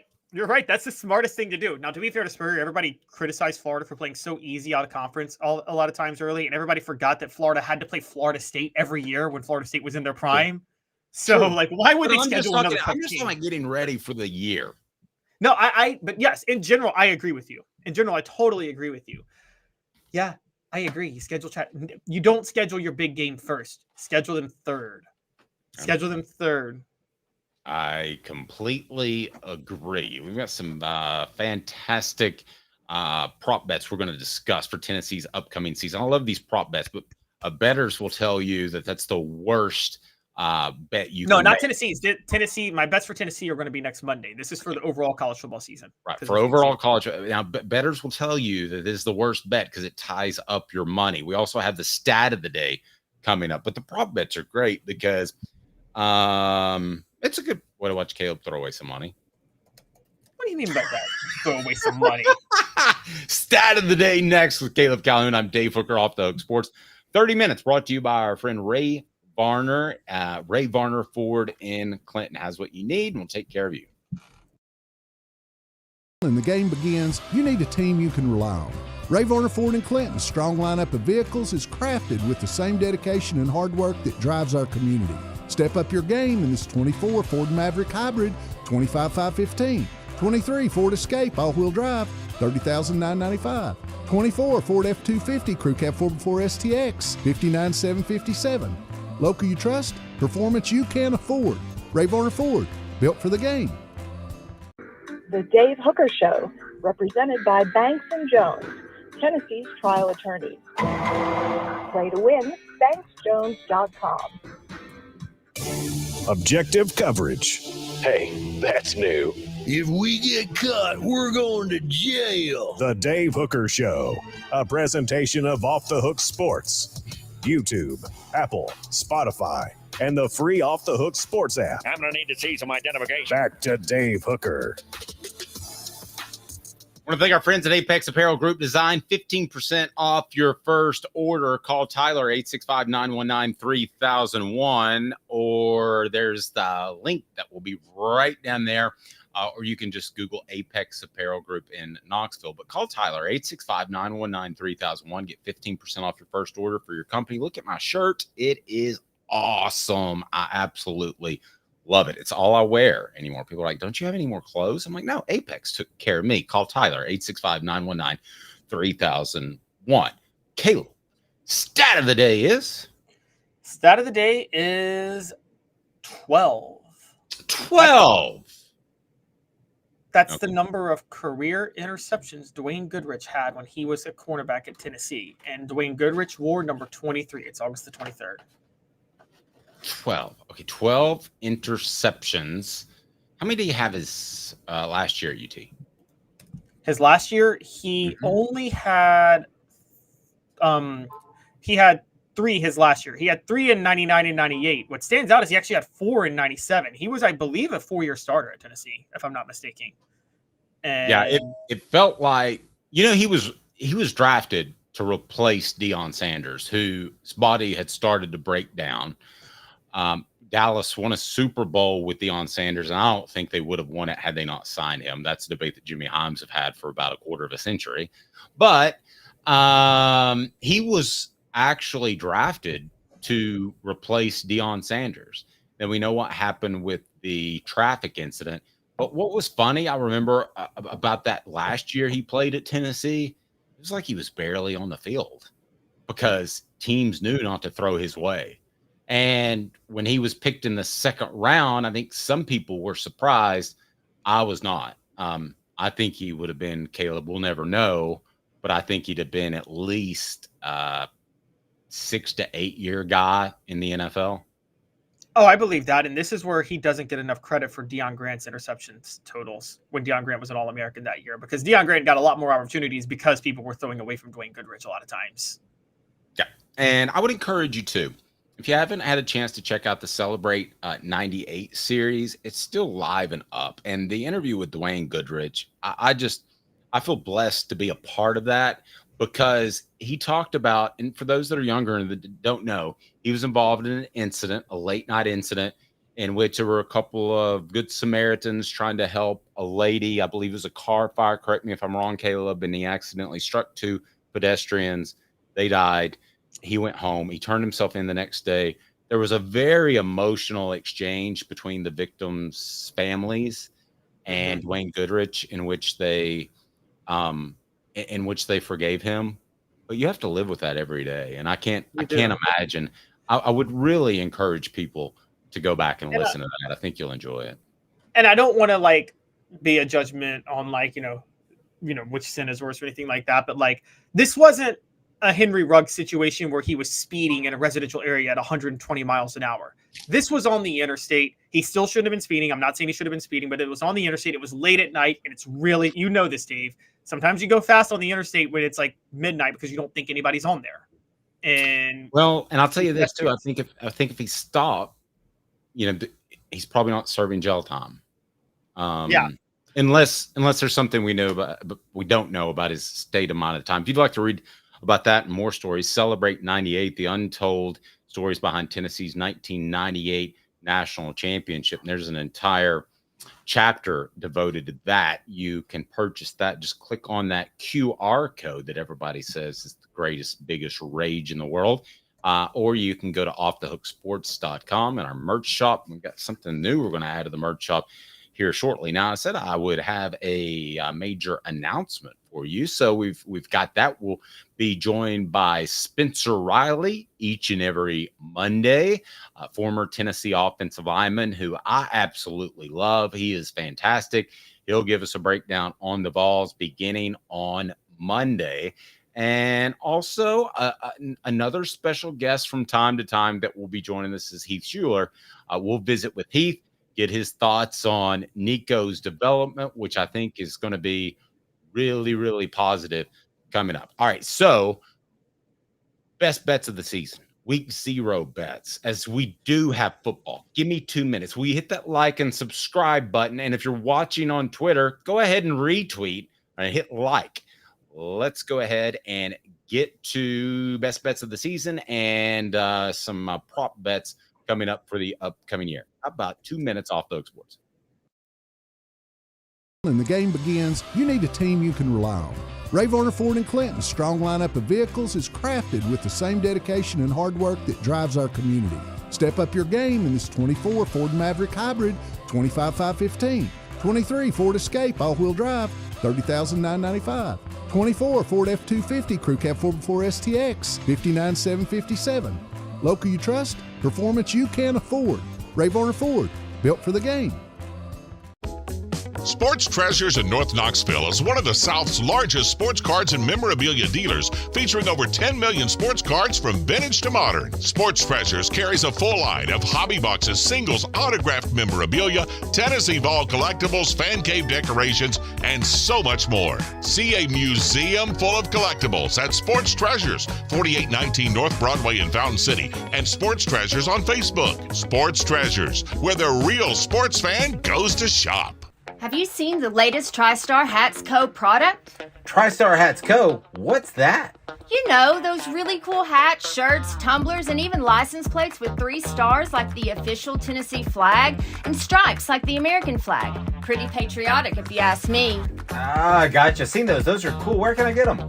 Simple. TriStarHatsCo.com. And if you order now, there's 10% on any order $50 or more. Plus, use the promo code HOOKED. With the promo code HOOKED, you get 10% off. That's hooked. And don't forget free shipping with any order over $50. Stock up at TriStarHatsCo.com.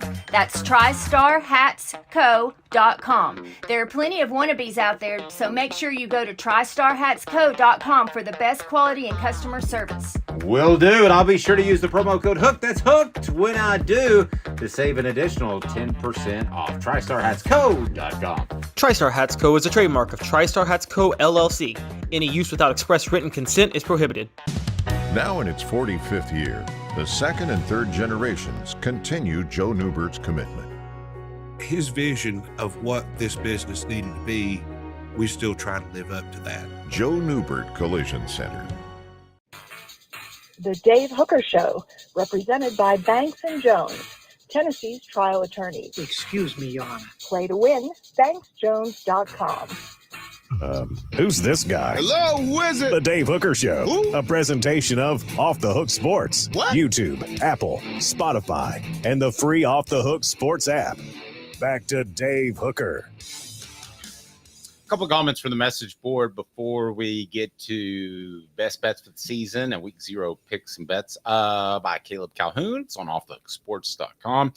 Elias says these super long schedules for playoff teams are going to make a mess of the record books. Honestly, they're already a mess because it was early in my career, I guess early 2000s, they decided to start counting bowl games.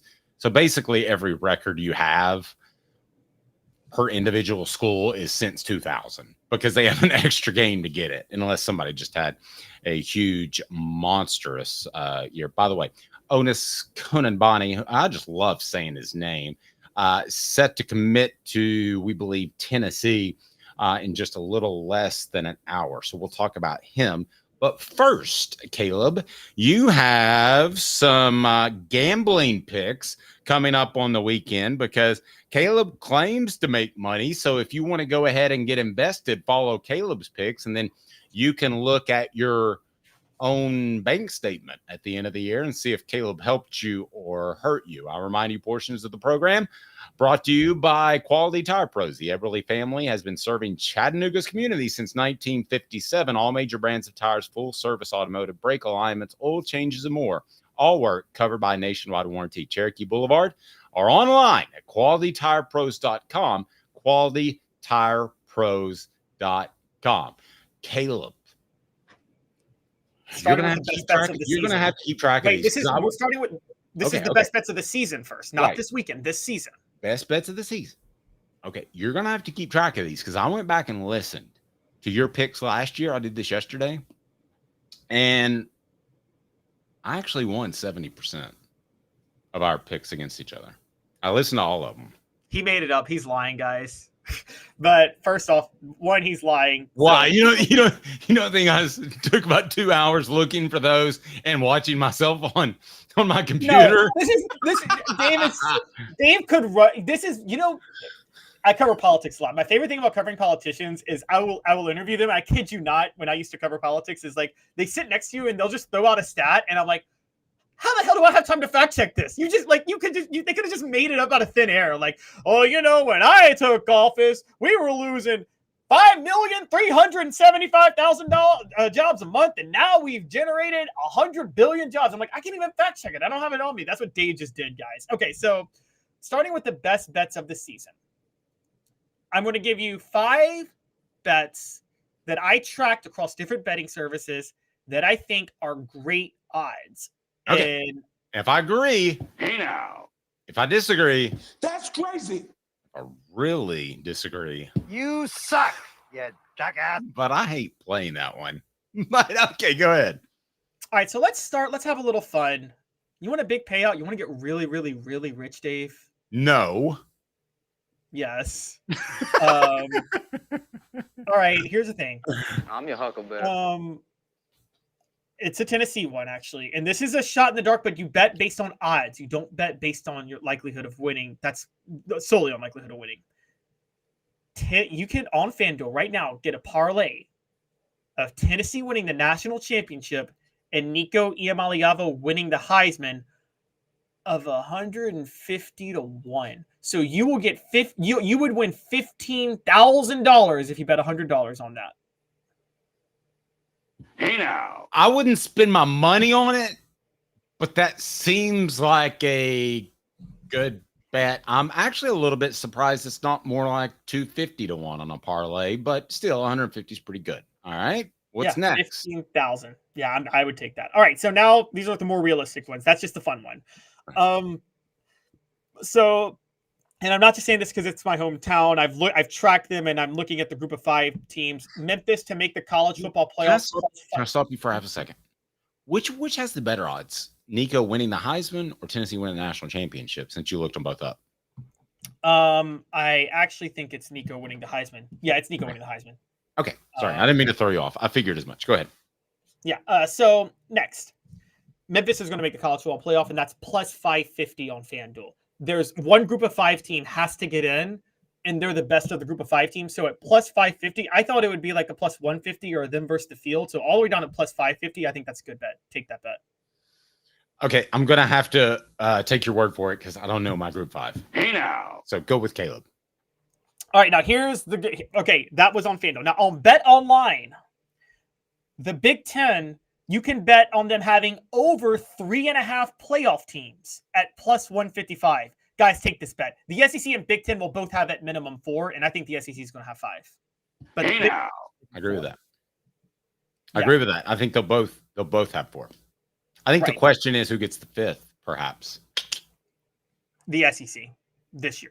In some years it'll be the Big Ten, but this year it'll be the SEC. I think the SEC is really, really good this year, as opposed to previous years. But they're actually better than they have been in years past. So, okay. The next one. Now, I think they have a 50-50 shot at doing what they're going to do, but they're giving 3.5 to 1 odds. If you have a 50-50 shot, but you're giving 3.5 to 1 odds, that's a heck of a bet, right, Dave? To take. Sure. Clemson is plus 350 to win the ACC right now. Hey now. So you bet $100, you win $350 on Clemson winning the ACC? Yes. That is something I would really consider putting $100 down on, and I don't gamble. All right, what's next? Yeah, they're my favorite to win the ACC. Now, here's the best bet in terms of odds and payout, and I love this bet. Guys, Dave sent me a Bet Online breakdown of coaches most likely to get fired and the odds on them about 3 days ago, and I thoroughly researched the list. And I was going to come in here and I was going to say bet Ryan Day plus 1,200 to get fired at Ohio State because you get odds. But there's a coach who has lower odds who, in my opinion, is more likely to get fired. And that would be Shane Beamer, who's at 16 to 1 odds. Is there a way that we can, would it be possible to pull that list up? Yeah, sure. Okay, let's pull that list up because this is interesting. Guess who has the greatest odds of getting fired? He is in the SEC, and you're not going to be surprised. Steve Spurrier, though, just recently said he's an incredible coach and everything's going to be fine. What do you think Spurrier would? I mean, Spurrier's being way more diplomatic nowadays than he used to be.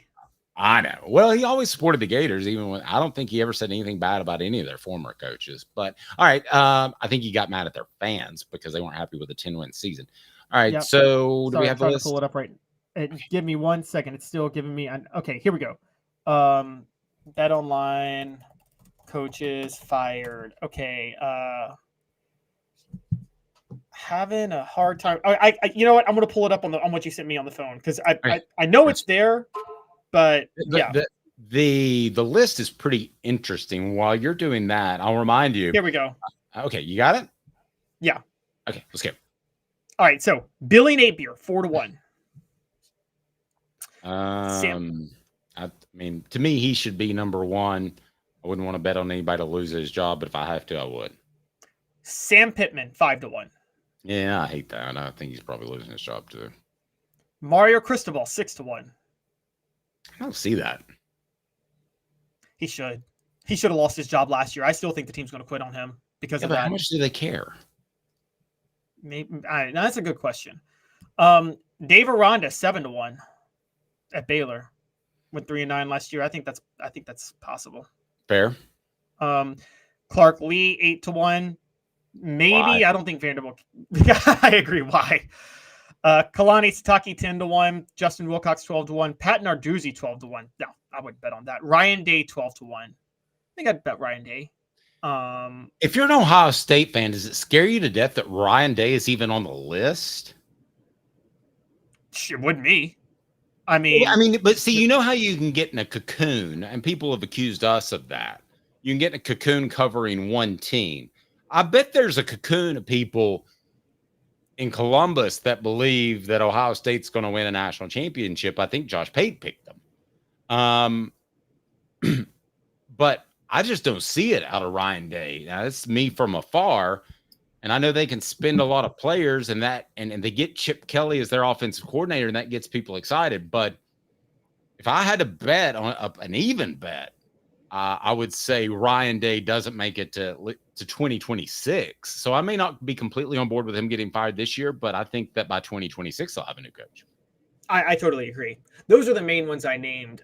I think if I'm with you, if I had to bet on it, Ryan Day isn't lasting beyond 2 years. I think people keep picking Ohio State. Look, I picked Ohio State last year. Full disclosure, I did. And I tracked it by NFL draft picks. And for Ryan Day to not win a national title, given his draft picks, that's a really big indictment of him, guys. Agreed. Who else you got? Anything else? Any other bets for the weekend so people can make some money? Yeah, let's dive in. We got to go with week 0, some picks and bets, guys. And last year, I did turn a profit at 52% right at. And so here's how we're going to do this year, Dave. And Wait, I thought you had to do 58.5 to cover the juice. No, it's 52.35, something like that. Okay. But I barely broke it. I'm not going to pretend I broke it the way I wanted to. But I did turn you a profit. So time for me to make you a profit again. Now, let me tell you guys how we're going to do this year, okay? And Dave's going to track for me. We're going to bet the spread and the over-under of every single SEC game, every single game involving an SEC team. Okay. And we're going to bet the spread and over-under of every game involving 2 top 25 teams. Okay, and you're going to track this, is what you said, right? And I want to track this. On top of that, I will give you my 5 favorite bets of the year. Some of those, of the week. Some of those will involve teams, current teams that are, you know what I'm saying. Some of them will be new. Some of them will involve some of the picks. So I'm diving in on week 0. I'm just doing the best bets. Because there's no like SEC or top 25 games that fit by that criteria. But for my best bets of week 0, let's get going. I'm going to start with Georgia Tech, Florida State. Dave, Georgia Tech's going to cover they're 10.5 point underdogs. I got them Georgia Tech plus 10.5.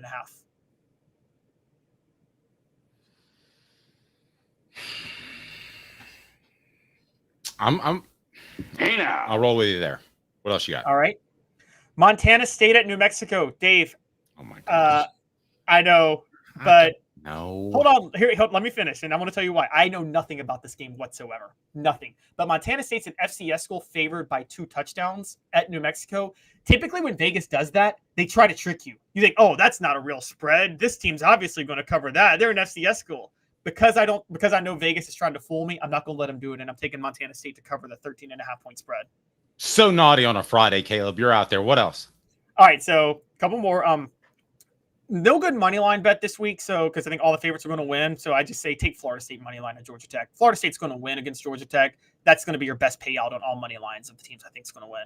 So I agree with that, but I wouldn't bet that game because of all the travel and goofiness that goes on. Yeah.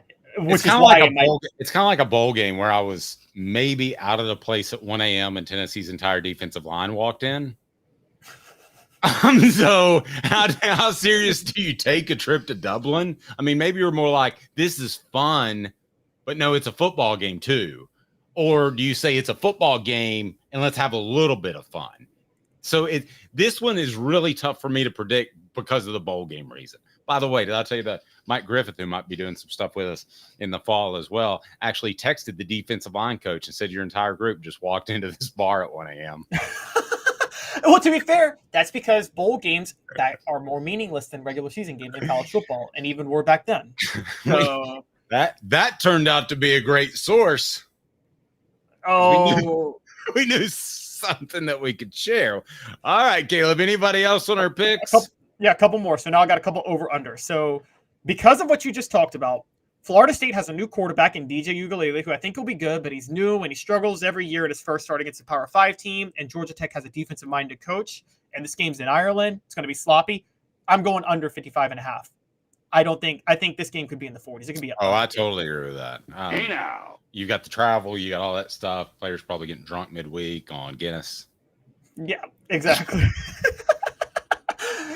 Now here's my favorite one, Dave, because it's SMU Nevada, another ACC school now because SMU's in the ACC.